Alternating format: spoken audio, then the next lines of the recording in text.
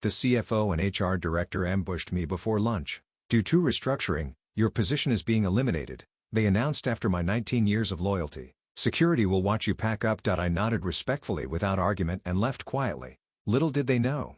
Due to restructuring, your position is being eliminated, Julia announced, not even glancing up from her tablet. 19 years with Northmere Dynamics, and this was my send-off, a sterile conference room with security waiting outside. My name is Patrick Greer, 59 years old, senior financial controller at a manufacturing company that used to make quality industrial equipment before the venture capital boys got hold of it. I'd spent nearly 2 decades keeping those books clean, making sure every number balanced to the penny. We'll need your keycard and parking pass, Damon added, sliding a cardboard box across the table. Security will escort you to collect your personal items. I nodded once. Didn't argue, didn't plead, just watched Julia's perfectly manicured fingers tap impatiently on the glass tabletop. Is there anything you'd like to say, Patrick? Her tone suggested she expected tears or anger, something to make her feel better about what they were doing. No, thank you for the opportunity. I stood, straightened my tie, and tucked my leather portfolio under my arm, the same one my wife had given me 15 years ago, before cancer took her, before I'd poured myself into spreadsheets and quarterly reports to keep from drowning in the silence of our empty house. Human Resources will contact you about your retirement package. Damon's emphasis on retirement felt deliberate. We both knew I was 5 years short of full benefits. The security guard, Kyle, looked embarrassed as he followed me to my office. Sorry about this, Mr. Greer, he whispered as I carefully wrapped my dead wife's photo in tissue paper. Not your doing, Kyle. I placed my keycard on the desk but kept the leather portfolio close. Inside was a flash drive with 3 years of meticulous documentation. Every irregular vendor payment, every suspicious wire transfer, every suddenly canceled audit. Julia and Damon thought they were cleaning house, getting rid of the old-school accountant who asked too many questions about the new consulting fees appearing in departmental budgets. What they didn't know? I'd been recording everything since the day Julia lost those vendor verification forms.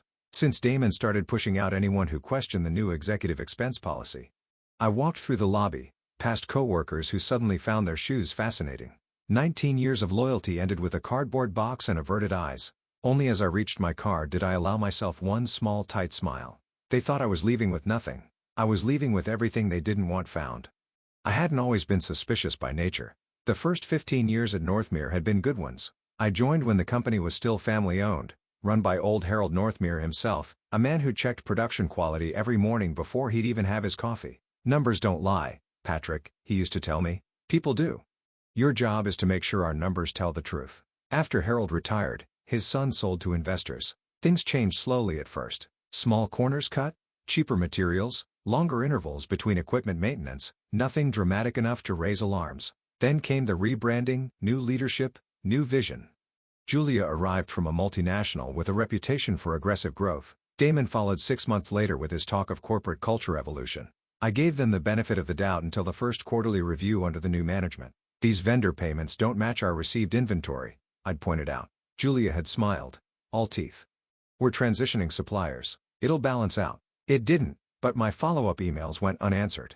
Then came the executive retreats, the consulting fees to companies I couldn't find registration records for, expense reports with duplicated charges that somehow always got approved. I started keeping notes, created a second set of books, the real ones, backed everything up off-site. Not because I planned to do anything with it, just because Harold's voice kept echoing in my head. Numbers don't lie. Meanwhile, the workplace changed. Younger employees with connections to Julia or Damon got promoted. Veteran staff found themselves reassigned or pushed toward early retirement. Greg from purchasing stopped by my office after he found invoice discrepancies. Something's not right, Patrick, he'd whispered. 2 weeks later, Greg was gone. Performance issues, according to the announcement. My daughter, Ellie, noticed the change in me. You're working late every night, Dad. What's going on? I couldn't bring myself to tell her. Ellie had just made partner at her law firm. She didn't need my problems. Just busy season, I'd lied. But last month when Damon reorganized the finance department, placing his inexperienced nephew between me and all executive financial approvals, I knew my time was running short. So I made copies, secured evidence, created a timeline of every questionable transaction, every policy change that removed financial safeguards. Not because I wanted revenge, because someone needed to remember what Harold had taught us. Numbers don't lie. The reality of my situation hit me fully as I pulled into my driveway that afternoon. For the first time in nearly 2 decades, I had nowhere to be tomorrow morning. No reports to review. No month-end close to prepare for. I sat in my car for a long time just staring at my front door. My house felt different, emptier somehow, though nothing had changed. I placed the cardboard box on the kitchen counter and poured myself 2 fingers of the whiskey I kept for special occasions. Disqualified, I supposed, though not in the way I'd imagined my career ending. The phone rang. "Ellie, Dad? Tina from accounting just called me. She said you were let go. What happened?" I gave her the sanitized version. "Restructuring. Position eliminated. Standard corporate speak." "That's bull," my daughter said, lawyer instincts flaring. "They can't do that after 19 years without cause. We should file no." I cut her off gently. "No lawsuits. But Dad, trust me on this." "Ellie." I took a slow sip of whiskey. "Some battles aren't fought in courtrooms." After we hung up, I went to my home office and powered up the computer. The flash drive for my portfolio contained everything, organized by date, incident type, and dollar amount. 3 years of financial manipulation neatly cataloged with supporting evidence. I opened a new document and began typing.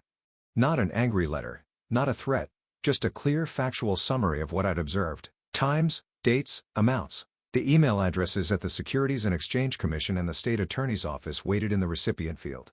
My finger hovered over the send button. Was I really going to do this? These weren't just spreadsheet errors or honest mistakes. This was deliberate financial misconduct. People would lose jobs, maybe face charges. The company Harold built could collapse. I closed the laptop without sending anything.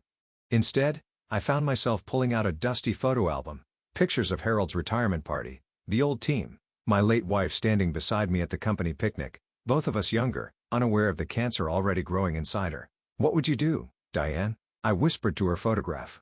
I already knew the answer. Diane never tolerated dishonesty. "Do what's right," she would have said. "Everything else is just noise." I slept poorly that night. By morning, something had changed inside me. The fog of shock had cleared, replaced by a cold clarity. This wasn't about my job anymore. It wasn't even about me. It was about Harold's legacy, about the vendors being cheated, about the employees who would eventually pay the price for executive greed.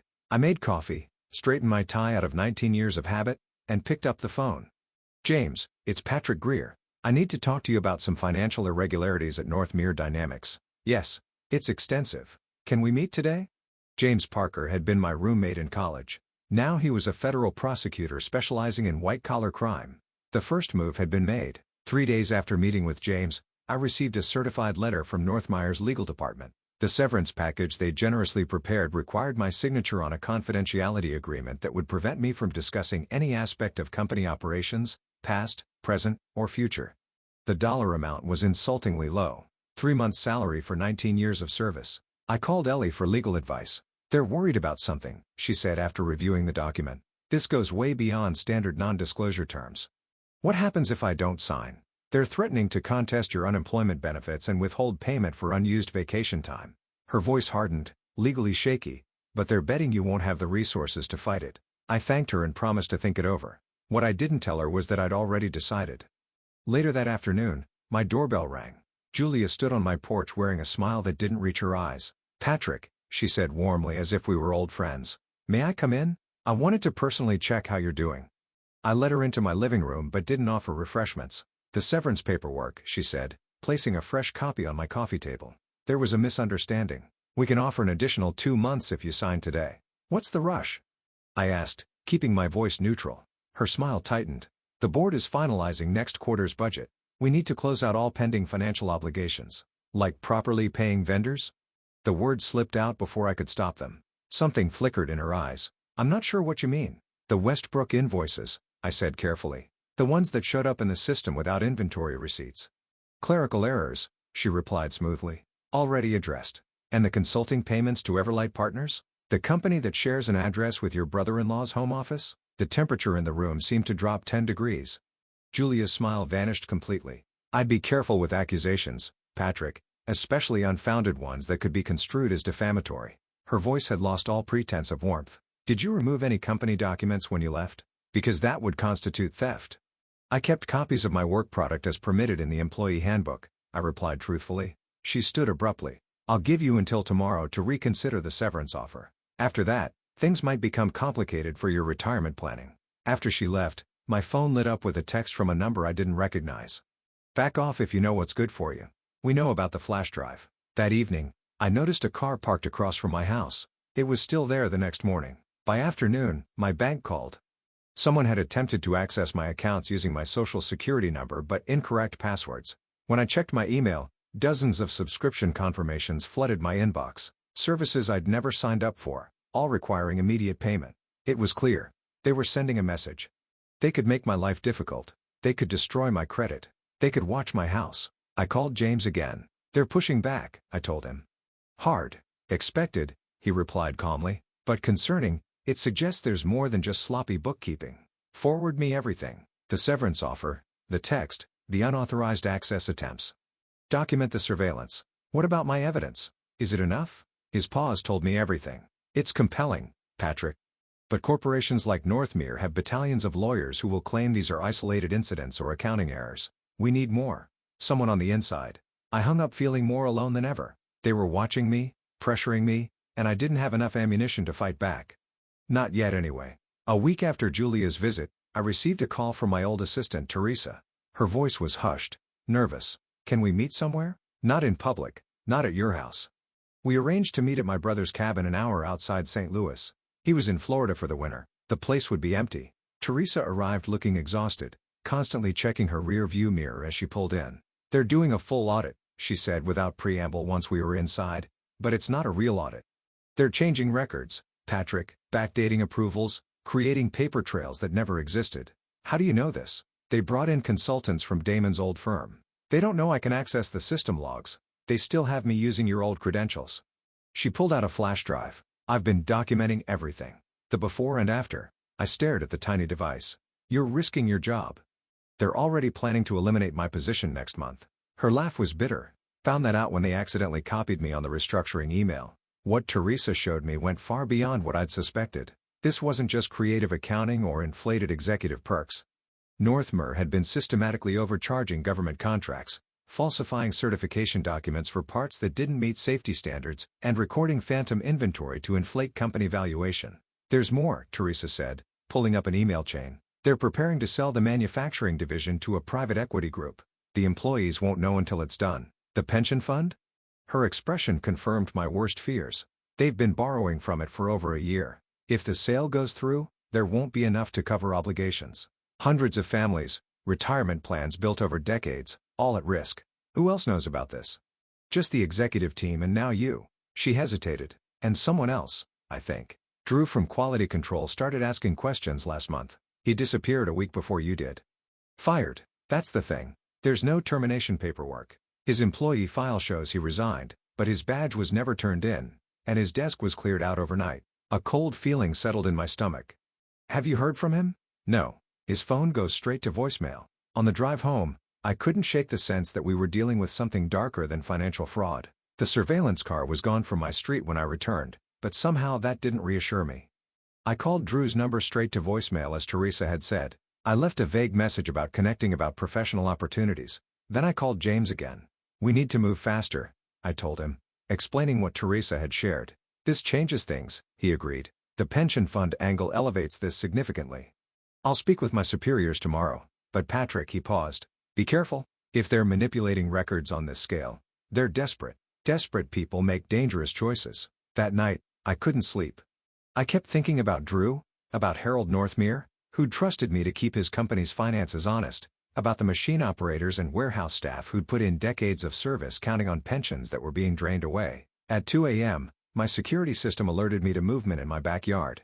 By the time I reached the window, whoever it was had vanished, but my home office window was cracked open just slightly, but enough to notice. They weren't just watching anymore. They were sending another message. Nowhere was safe. I didn't wait for them to make another move. By dawn, I was executing a plan I'd been formulating since Teresa's revelations. First, I moved all my evidence, both my documentation and Teresa's, to 3 separate secure locations. One set went to LA with instructions to open only if something happened to me. Another went into a safety deposit box at a bank where Julia's financial tentacles couldn't reach. The third I encrypted and sent to James with a detailed key delivered separately. Next, I reached out to Greg from purchasing who'd been pushed out months before me. We met at a diner 2 towns over. I've been waiting for this call, he said grimly after I explained the situation. I found the same discrepancies, started asking questions. Next thing I know, I'm being escorted out for violating company policy. Did they threaten you after? Not directly. But my home was broken into a week later. Nothing valuable taken, just my laptop and some files. He leaned forward. I filed a police report, documented everything. Never thought it would be useful, but it establishes a pattern, I finished. Would you be willing to make a statement? He nodded without hesitation. Been feeling like a coward for staying quiet this long. By afternoon, I'd connected with 2 more former employees with similar stories. Each had pieces of the puzzle. Departments where numbers didn't add up, projects that disappeared from tracking systems, safety concerns that were buried. James called with news. The federal prosecutor's office was officially interested, but they needed more, particularly about the pension fund manipulation. We need current financial records, he said. Without them, Northmere's lawyers will claim the issues were fixed after you left. Teresa was taking an enormous risk just talking to me. Asking her to extract more documents might put her in real danger. That's when my phone rang, an unknown number. Patrick. The voice was barely recognizable. Drew? I stepped outside the coffee shop where I'd been working, looking around instinctively. Where are you? Are you okay? Listen carefully. His words were rushed, frightened.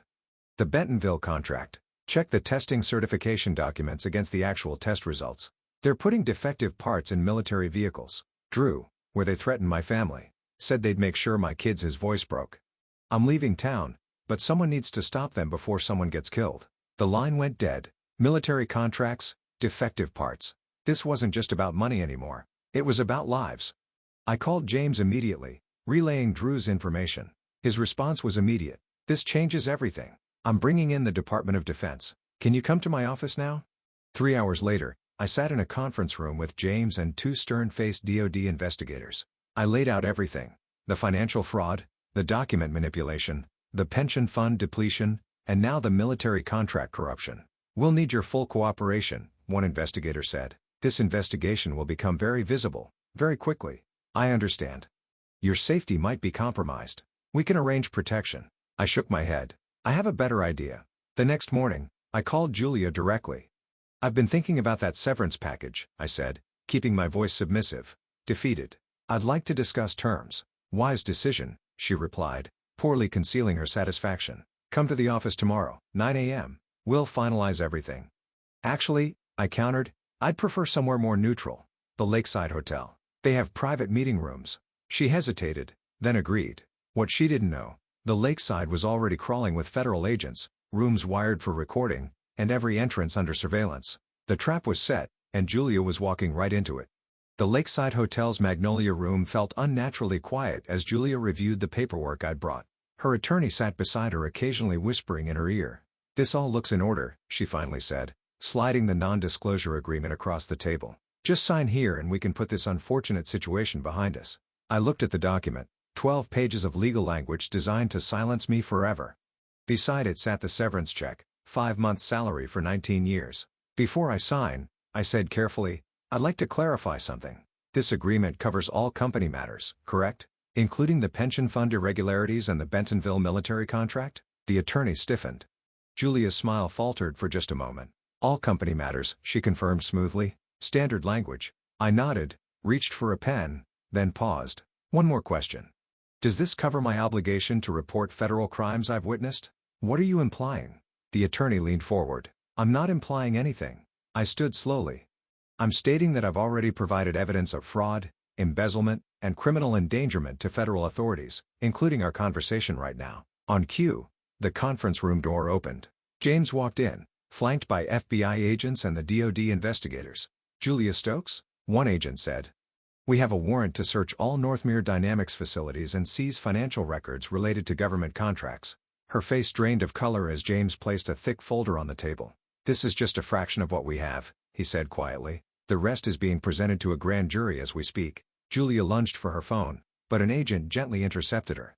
Damon Ellis and the CEO are being detained for questioning simultaneously, he explained, along with several board members. I didn't stay to watch them lead Julia away. My part was done. 6 months after the arrests at the Lakeside Hotel, I stood in the old Northmere manufacturing facility watching workers on the assembly line. The machines hummed with the same rhythm they had for decades, but everything else had changed.